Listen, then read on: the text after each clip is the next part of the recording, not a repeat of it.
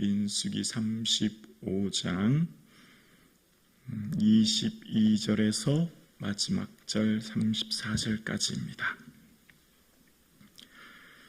오늘 나에게 주신 하나님의 말씀을 함께 고백드리겠습니다. 악의가 없이 우연히 사람을 밀치거나 기회를 엿봄이 없이 무엇을 던지거나 보지 못하고 사람을 죽일 만한 돌을 던져서 죽였을 때에 이는 악의도 없고 해하려 하는 것도 아닌즉 회중이 친자와 피를 보복하는 자 간에 이 규례대로 판결하여 피를 보복하는 자의 손에서 살인자를 건져내어 그가 피하였던 도피성으로 돌려보낼 것이요 그는 거룩한 기름 부음을 받은 대제사장이 죽기까지 거기 거주할 것이니라. 그러나 살인자가 어느 때에든지 그 피하였던 도피성 지경 밖에 나가면 피를 보복하는 자가 도피성 지경 밖에서 그 살인자를 만나 죽일지라도 피 흘린 자가 죄가 없나니 이는 살인자가 대제사장이 죽기까지 그 도피성에 머물러야 할 것임이라. 대제사장이 죽은 후에는 그 살인자가 자기 소유의 땅으로 돌아갈 수 있느니라. 이는 너희의 대대로 거주하는 곳에서 판결하는 규례라. 사람을 죽인 모든 자 곧 살인한 자는 증인들의 말을 따라서 죽일 것이나 한 증인의 증거만 따라서 죽이지 말 것이요 고의로 살인죄를 범한 살인자는 생명의 속전을 받지 말고 반드시 죽일 것이며 또 도피성에 피한 자는 대제사장이 죽기 전에는 속전을 받고 그 땅으로 돌아가 거주하게 하지 말 것이니라. 너희는 너희가 거주하는 땅을 더럽히지 말라. 피는 땅을 더럽히나니 피 흘림을 받은 땅은 그 피를 흘리게 한 자의 피가 아니면 속함을 받을 수 없느니라. 너희는 너희가 거주하는 땅 곧 내가 거주하는 땅을 더럽히지 말라. 나 여호와는 이스라엘 자손 중에 있음이니라. 아멘. 우리의 기도는 사라지지 않습니다. 오늘 이 새벽 예배 드리시는 사랑하는 성도님, 기도할 수 있음이 축복인 줄로 믿습니다.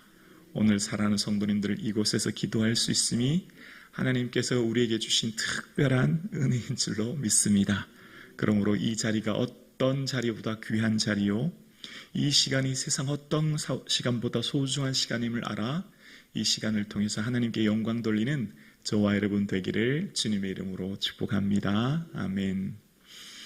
의사의 오진이나 판사의 오판은 한 사람의 인생에 심각한 결과를 초래할 수 있습니다.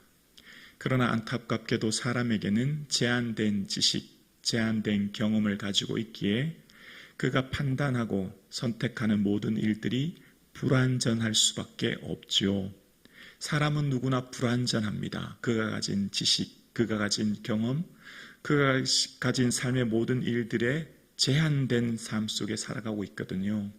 모든 사람들은 다 완전하지 않습니다. 자기가 보고 경험한 것에서만 판단하고 선택할 수 있기 때문입니다. 그래서 하나님께서는 이 땅을 살아가는 모든 사람들이 한 사람의 제한된 경험에 의해 타인이 고통당하지 않도록 하나님이 꿈꾸시는 공동체, 하나님이 기대하시는 공동체는 모든 사람들이 다 공평하게 정의롭게 또 억울한 일이 생기지 않도록 하나님이 원하시는 공동체 안에 어떤 누구도 그 공동체 안에 있는 사람들이 상처와 아픔이 대물림되지 않도록 하시는 장치가 도피성이었지요. 그러니까 복수는 또 다른 복수를 낳지 않습니까? 그런 안전장치가 바로 도피성이었다는 걸 알게 됩니다. 공정한 재판 없이 사적 보복으로 인해 피의자가 죽거나 상해를 입지 않도록 하시는 하나님의 안전장치였던 것이죠. 그래서 하나님께서 중요하게 보시는 것, 하나님께서 어떤 일을 이 사건이나 또 어떤 일이 있을 때 굉장히 중요하게 보시는 것이 있는데요. 하나님은 의도를 굉장히 중요하게 보십니다. 동기 말입니다. 어떻게 하다 그 일이 일어났는지 혹은 어떤 의도로 그 일을 하는지 그 동기를 굉장히 중요하게 살피신다는 걸 알게 돼요. 여러분 오늘 본문 22절과 23절을 볼까요? 22절에 보면 악의가 없이 우연히 사람을 밀치거나 기회를 엿봄이 없이 무엇을 던지거나 23절이요. 보지 못하고 사람을 죽일 만한 돌을 던져서 죽였을 때에는 이는 악의도 없고 해하려고 한 것도 아닌즉이라고 이야기합니다. 자, 밀치거나 무엇을 던지거나 돌을 던져서 그 결과 사람이 죽었대요. 그런데 이 밀치거나 무엇을 던지거나 돌을 던졌을 때 어떻게 해요? 22절 첫 단어가 뭐죠? 악의가 없이 어떻게 해요? 우연히. 이 우연이라는 단어보다는 어떤 갑자기 혹은 실수로 이렇게 번역하는 게 조금 더 원어에 가깝다고 생각해요. 이게 원어 우연히 베페타라고 하는 것은요, 눈을 깜빡이다 이런 의미가 원래 담겨져 있거든요. 그러니까 눈 깜빡할 사이 동안 뜻밖의 실수로 갑자기 일어난 거예요. 무슨 말이죠? 뭔가 의도를 가지고 고의로 기회를 잡고 사람을 죽인 게 아니고요. 악의가 없이 의도하지 않게 눈 깜빡할 사이 없이 실수로 어떤 일이 일어났는데 보니까 그 사람이 죽었다. 이런 의미가 담겨져 있는 것이죠. 그러니까 지금 여기서 도피성을 마련한 의도는 누군가를 의도적으로 죽인 사람, 지난 시간에 기억나죠? 그 사람은 죽어야 되는 게 맞지만 그러나 내가 정말 의도하지 않게 나는 그런 결과가 일어날지도 알지 못했는데 그만 사람이 죽은 거예요. 내가 어떤 일을 밀치거나 내가 돌을 던졌는데 그만 그 사람이 돌에 맞고 죽은 경우, 이런 경우가 일어났을 때, 그럴 때 뜻밖의 계획하지 않은데 이 일은 일어났지 않습니까? 이것을 과실치사라고 하지 않습니까? 과실치사가 일어나는 이런 일들을 일어났을 때 그 사람을 그대로 그냥 이 동해보복법에 따라서 눈에는 눈, 이에는 이다라고 해서 그 사람을 죽였을 때 그 사람이 얼마나 억울하겠는가라고 하는 것을 이제 본문이 이야기하는 겁니다. 그래서 이런 일이 일어났을 때의 그 대상은 지난 시간 15절 말씀처럼 본 자국인 혹은 타국인, 이방인들 혹은 그곳에 임시적으로 거류하는 사람, 그러니까 누구든지 이 법이 다 적용된다라고 하는 것을 이야기합니다. 그러니까 누구든지 내가 의도하지 않게 악의를 가지지 않고 고의로 그렇게 하지 않고 어떻게 해요? 실수로 뜻밖의 나도 원치 않게 이런 일이 있었을 때 도피성이 준비되었다라는 겁니다. 하나님은 우리의 삶에 동기를 살피시는 분이시거든요. 우리 마음 중심에 어떤 의도로 그 일이 하는지 혹은 그 일을 이루었는지 혹은 그 일이 일어났는지를 보시는 분인 것을 말씀하고 계시는 겁니다. 그래서 이 세상을 살 때에 일어나는 실수, 허물, 잘못을 덮어줄 것을 이야기하는 겁니다. 반대로 얘기하면 지난 시간에 그래서 우리는 뭐가 돼야 된다고요? 우리 자신이 도피성의 삶을 살라라고 말씀하시는 거죠. 우리의 삶을 통해서 누군가의 허물을 덮어주고 누군가의 실수를 덮어주는 도피성의 삶. 오늘 예배드리시는 사랑하는 성도님, 여러분이 하나님의 도피성 되기를 주의 이름으로 축원합니다. 내게 오는 사람들을 따뜻하게 안아주고 품어주고 사랑으로 위로함으로 그 공동체가 생명으로 위로로 회복으로 새롭게 태어나는 공동체, 그 공동체가 우리 공동체가 될 수 있기를 주의 이름으로 축원합니다. 또 반대로 얘기하면 뭘까요? 이 도피성의 의미를 거꾸로 적용하면 어떻게 되죠? 너 스스로를 너무 자책하며 살지 말라는 것이죠. 너 마음 내가 다 안다는 것이죠. 내가 어떻게 하다 그런 일이 일어났는지 사람들은 몰라도 하나님은 다 아신다는 거죠. 너의 실수, 너의 잘못, 내가 어떻게 하다 그 일이 일어났는지 하나님 그분만은 우리 마음을 아시니 어떻게 해요? 얘들아, 너 어떻게 하다 그렇게 실수가 일어났고 잘못했는지 나는 안다. 너무너무 너 자신을 괴롭히지 마라. 너 과거의 그 일, 그 사건 괜찮다. 더 이상 너 자신을 괴롭히지 마라. 고통스럽게 하지 마라. 자책하지 마라. 하나님은 나는 너의 마음 다 안다. 아멘이시죠? 하나님께서 말씀은 우리에게 언제나 현재의 삶에 자유와 기쁨을 주시는 말씀이거든요. 언제나 주님께서는 우리의 삶 가운데 현재의 삶 가운데 말씀을 통해 위로하시는 분이거든요. 어떤 일들 속에서 그 사건과 그 일들에 지배당하여 현재의 삶을 고통스럽게 살지 않도록 주님은 말씀하신 것을 이야기하시는 것을 봅니다. 26절부터 29절까지에 보면 도피성 밖을 나가면 그런데 그 사람이 죽게 된다라고 하는 것을 이야기합니다.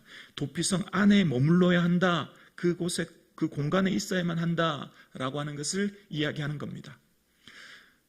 도피성 되신 예수 그리스도, 우리의 참된 도피성은 오직 우리 구주 예수 그리스도인 줄로 우리는 믿습니다. 누구든지 어떤 사람이든지 어떤 죄악 가운데 있는 자이든지 예수 그리스도 안에 머물 때 예수 그리스도를 통하여 그 대속의 은혜를 받는 것을 이야기하는 것을 보죠. 그래서 32절에 보면 도피성에 피한 자는 대제사장이 죽기 전에는 이라고 이야기합니다. 그러니까 도피성에 머무른 사람이 자기 고향으로 돌아갈 수 있는 시점이 언제냐면 바로 대제사장의 죽음이라는 거예요. 대제사장이 죽으면 이제 자기 모든 죄가 속함을 받고 고향으로 돌아갈 수 있다라고 하는 것을 이야기합니다.